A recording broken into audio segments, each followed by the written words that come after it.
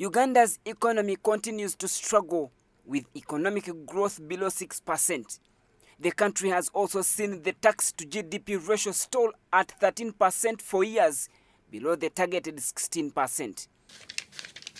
Despite the struggling economy, there are continued reports of illicit finance flows, with CRT Uganda reporting that the country loses over 2 trillion shillings into the vice annually. This is said to be among the major drivers to underdevelopment of the country. Right now, we cannot be able to hold LC1 elections because the country does not have resources. We are just emerging from COVID. We are confronted by disaster in many parts of the country. There is famine in parts of the country. All these require resources, and yet we continue to lose resources through commercial activities. We continue to lose resources through corruption. This has moved members of parliament to launch Uganda Parliamentary Network on illicit financial flows and tax justice to take a lead in the fight against illicit financial flows in the country. Uganda now joins over 25 countries that have come together under the African Parliamentary Network on illicit financial flows and taxation. Stakeholders are concerned that the continent continues to be exploited and soaked in debts, much as there is potential for self-sustainability and funding. And the fact that Africa really has a chance to be able to develop themselves using their own resources in a very accountable, in a very transparent way. So I think for us, it's really an opportunity for us to bring together different actors, and MPs are very critical in this process. And it is important that members of parliament from within the region take center stage in ensuring that we address the illicit financial flows and tax issues within the region. Unless we have one tax law, illicit financial flows will continue to be a problem, because what they can't get from Uganda, they will get from Kenya.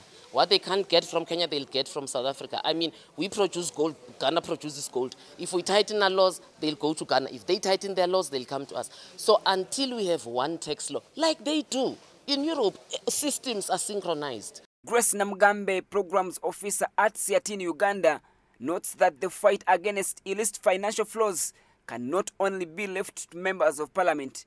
She underscored the need to involve ordinary citizens in understanding financial flows for easy monitoring of what's happening at what stage.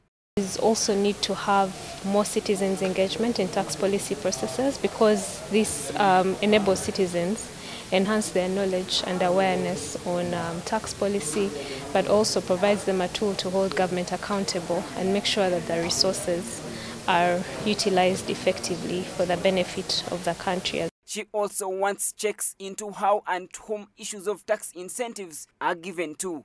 Namugambe worries such exemptions could be adding to the country's losses instead of promoting growth. For instance, we have harmful tax incentives and exemptions that go over a very long period of time, of over 10 years, and often do not benefit us as a country. Since we have a rationalization plan on tax incentives that was developed, there is need for government to make that public as well, so that citizens know and can ably follow up to see who is benefiting from incentives, and ably scrutinize whether the criteria that they put forward is being fulfilled.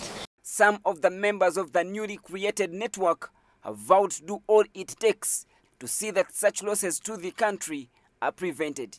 This is an area for me, I think, and strongly believe that we need to work together as a country, but also as a region and also as a continent, and be able to really raise our voices, put in place policies, tax regimes that really are fair, and we are able to really close these gaps that are letting in a lot of our finances, our resources that benefit very few people. So we're happy to see ways that as a government, as a parliament, we can plug those gaps so that the money that we collect from the wananchi give value to the wananchi. We will now team up with the rest of the colleagues across Africa. That way we can share information, we can exchange knowledge, we can build capacity of each other. it has been reported by the IGG that Uganda loses to a tune of 10 trillion shillings annually to corruption. The magnitude of this loss can be understood by the fact that no government ministries, departments or agencies have been awarded such sums of money in the national budget. Ramson Muhire, Church of Uganda Family TV, News at 8.